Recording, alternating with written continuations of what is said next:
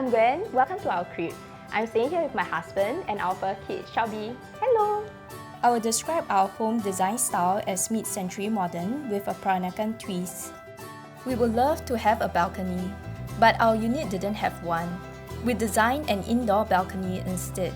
You can find Shelby lounging around at home in every corners, and the Magiclean wiper mop is effective in cleaning up her balls of fur rolling on the floor, especially since it can swivel around the chair legs that are magnetic to her fur balls. We also use the Magiclean Handy Duster extendable to clean our trinket collection that tells stories of our travels. It's really easy to trap flyaway dust as well. It can also extend and clean the hard-to-reach areas.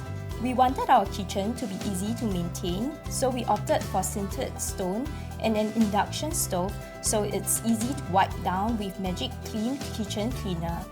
For our bathroom, we went with emerald subway tile and weaved in pops of Peranakan accents as decoration. As our home has high humidity, Magiclean stain and mold remover comes in handy.